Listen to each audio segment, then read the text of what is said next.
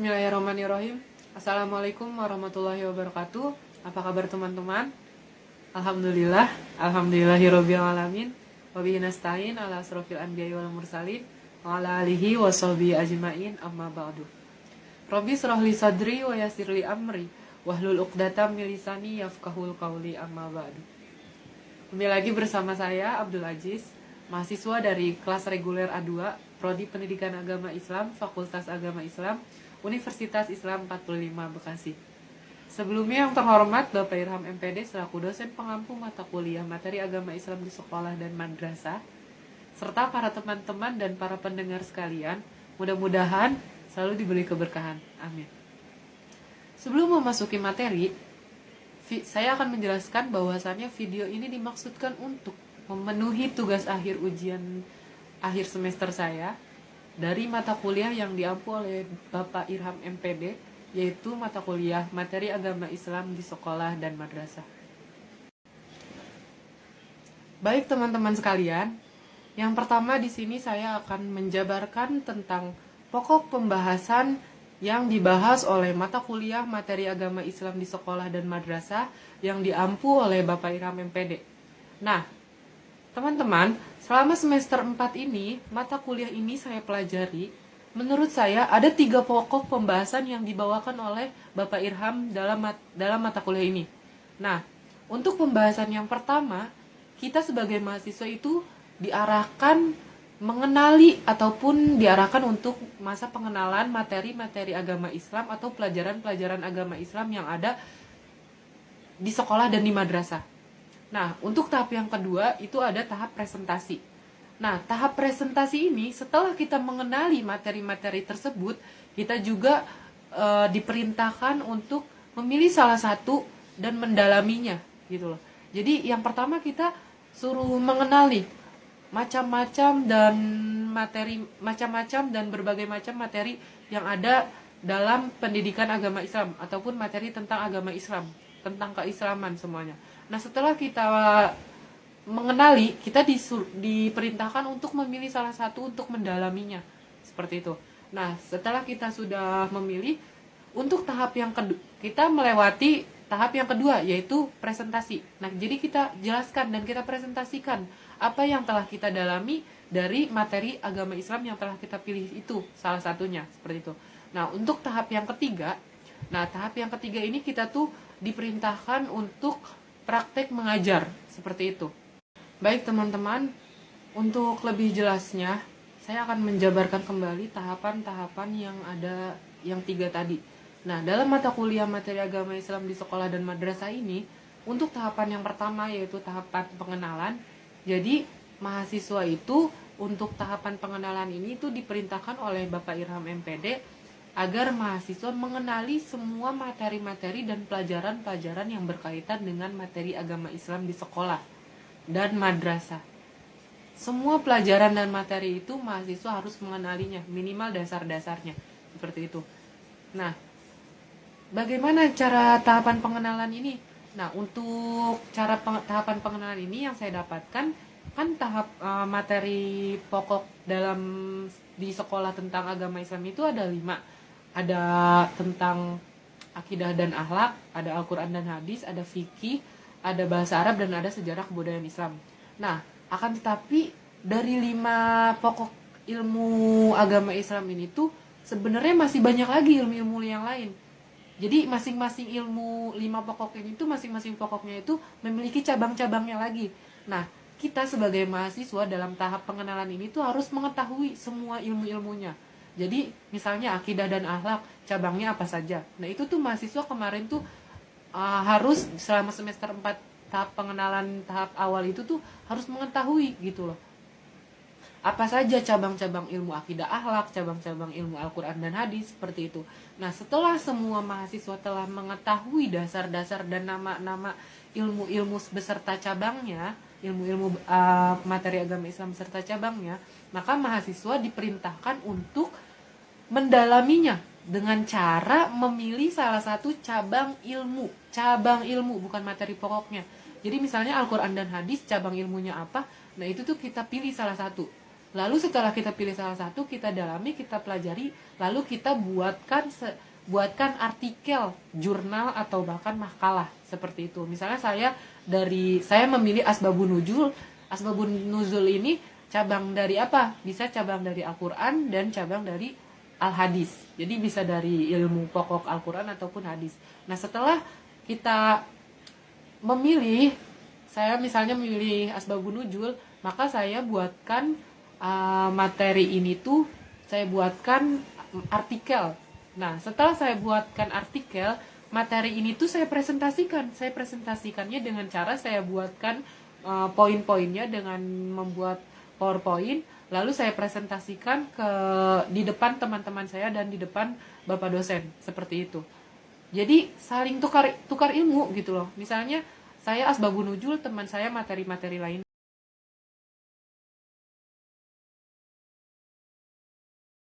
Nah, jadi gitu teman-teman.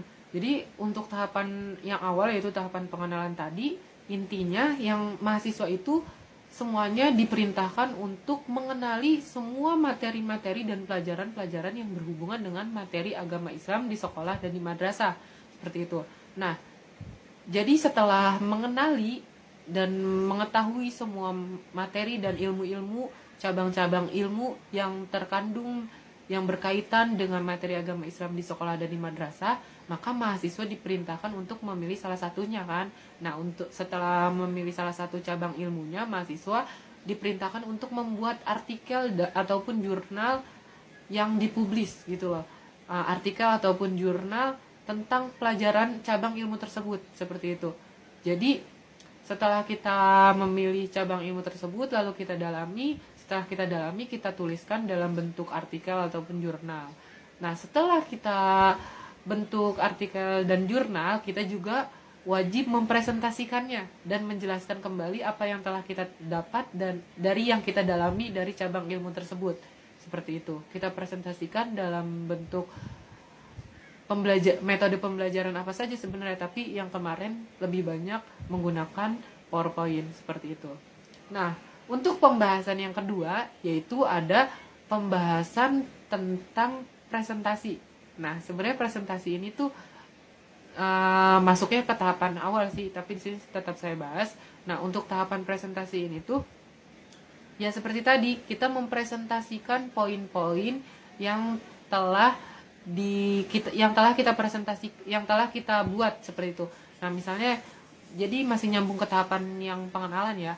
Nah, kita tuh udah mengenali materi-materinya apa aja, terus kita juga udah mengambil cabang ilmunya. Nah, jadi kita udah ambil nih cabang ilmunya. Misalnya saya ngambil Asbabun Nuzul Al-Qur'an. Nah, saya pelajari nih apa saja yang terkandung dalam ilmu Asbabun Nuzul Al-Qur'an. Setelah saya perdalam, lalu saya buat artikel. Nah, setelah saya buat artikel dari cabang Asbabun Nuzul ini tuh, saya buatkan PowerPoint-nya. Setelah itu saya presentasikan ke depan teman-teman saya. Nah, jadi sistem presentasi ini tuh lebih kayak bertukar ilmu antar mahasiswa, antar teman gitu loh. Misalnya seperti yang tadi saya sudah jelaskan, saya membahas tentang Asbabun Nuzul, teman-teman saya membahas materi-materi yang lainnya. Sehingga dalam waktu yang singkat, kita bisa mengetahui dan mengenali dasar-dasar dari materi-materi dan cabang-cabang ilmu yang berkaitan dengan materi agama Islam di sekolah dan di madrasah. Baik teman-teman, untuk tahapan pembahasan selanjutnya dalam mata kuliah materi agama Islam di sekolah dan di madrasah ini, Bapak Irham MPD memerintahkan kepada mahasiswanya agar mempraktekkan materi yang telah dipelajari ataupun didalaminya, cabang ilmu yang telah kita pelajari dan kita dalami, yang telah kita presentasikan kepada teman-teman kita, lalu kita praktekkan. Jadi judul dari tahap pembahasan yang ketiga ini yaitu praktek mengajar. Jadi bisa disimpulkan bahwasannya tahapan yang ketiga ini dalam pembahasan mata kuliah materi agama Islam di sekolah dan di madrasah yaitu praktek mengajar. Jadi mahasiswa masing-masing harus bisa mempraktekannya, yaitu mempraktekkan mengajar. Sistemnya bagaimana? Nah, sistemnya itu dengan cara kita sebagai guru dan teman-teman kita yang lain itu sebagai murid-muridnya, seperti itu. Apa yang kita praktekkan? Jadi kita diberikan kebebasan oleh Bapak Irham untuk mengajar sesuai dengan skill dan sesuai dengan metode ataupun sesuai dengan kreativitas kita, seperti itu loh. Misalnya kita menggunakan metode ceramah, metode tanya jawab, metode demonstrasi, yang lain-lain seperti itu. Nah, jadi setelah yang pertama tadi ada pengenalan materi, terus kita memilih cabang materi dan mendalaminya, kita buat artikel, lalu tahapan yang kedua kita presentasikan materi yang telah kita pilih dan kita pelajari tersebut. Nah, untuk tahapan yang ketiga, Bapak Irham ini memberikan kita yaitu dengan cara mempraktekannya, ataupun kita diberikan waktu untuk praktek mengajar, seperti itu. Jadi kita gimana nih kira-kira kalau misalnya jadi guru, seperti itu loh. Jadi kita diberikan waktu untuk bisa mempraktekkan dan mengajar. Baik teman-teman, setelah kita mengetahui tahapan-tahapan pembahasan yang ada di mata kuliah materi agama Islam di sekolah dan di madrasah, maka selanjutnya kita akan membahas tentang tujuan-tujuannya, ya. Jadi tujuan-tujuan dari tahapan-tahapan tadi yang dibahas di mata kuliah ini tuh apa aja sih? Nah, yang pasti tahapan yang pertama yaitu pengenalan. Tujuannya adalah kita yaitu sebagai mahasiswa supaya mengenali cabang-cabang ilmu yang berkaitan dengan materi agama Islam di sekolah dan di madrasah, seperti itu. Nah, setelah kita mengenali, maka kita diberikan kesempatan supaya kita bisa menulis jurnal, menulis kembali apa yang telah kita dapatkan dari pendalaman materi yang telah kita pilih dari cabang ilmu, salah satu cabang ilmu. Nah, setelah kita membuat jurnal, kita juga ditugaskan untuk mempresentasikannya. Nah, sebenarnya tadi tidak terbawa oleh saya. Nah, presentasi dalam tahapan yang kedua presentasi ini, mahasiswa diperintahkan untuk membuat video pembelajaran dengan cara dimasukkan ke YouTube. Nah, tujuannya untuk apa sih? Yang pastinya yang pertama tujuannya supaya kita mahasiswa itu kreatif dan ada bakat dalam membuat video editor ataupun kreatif video gitu. Nah, jadi kita sebagai calon guru bukan hanya dituntut mengajar dalam kelas, tapi kita juga harus bisa memberikan media pembelajaran melalui video pembelajaran, seperti itu. Itu tujuannya. Sehingga bahkan untung lebihnya kita bisa jadi YouTuber, seperti itu. Tujuan yang pernah saya dengar dari Bapak Irham. Nah, untuk tujuan yang ketiga, praktek mengajar. Nah, dalam praktek mengajar ini yang pastinya banyak banget tujuan-tujuannya. Seperti kita yang pastinya yang tadinya kita belum pede untuk bisa mengajar, dalam praktek mengajar ini yang pastinya kita bisa menambah sedikit rasa kepercayaan diri kita dalam mempraktekkan, mengajarkan materi yang telah kita pelajari dan kita dalami.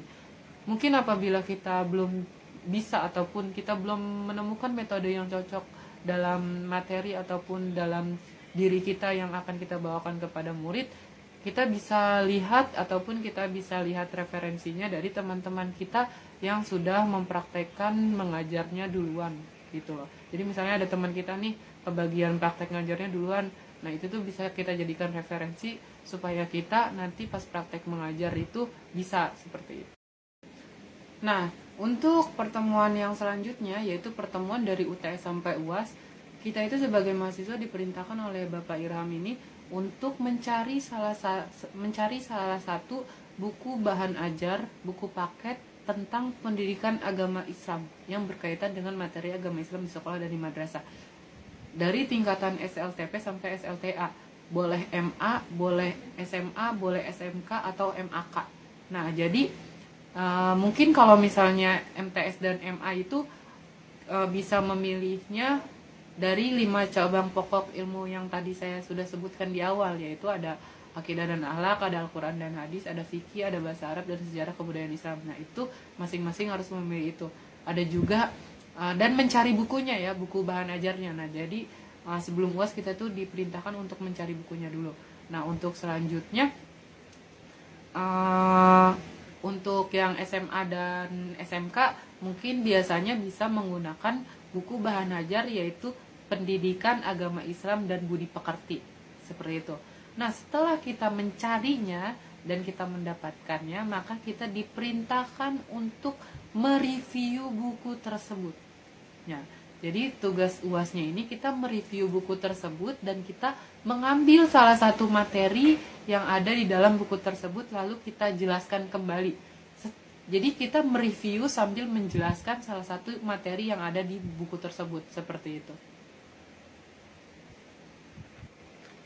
Nah, jadi mungkin itu merupakan pembahasan dan tahapan-tahapan pembelajaran dalam mata kuliah materi agama Islam di sekolah dan madrasah semester 4 yang diampu oleh Bapak Irham MPD. Apa aja sih selama semester 4 ini dalam mempelajari materi agama Islam di sekolah dan di madrasah yang bisa saya dapatkan?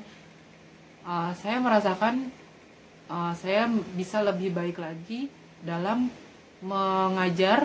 Jadi saya hitung-hitung mengasah skill ilmu saya dan saya bisa menguatkan kembali ingatan-ingatan saya tentang materi-materi agama Islam di sekolah dan madrasah gitu loh. Jadi yang tadinya nggak tahu bisa jadi tahu, yang tahu jadi tambah tahu, seperti itu.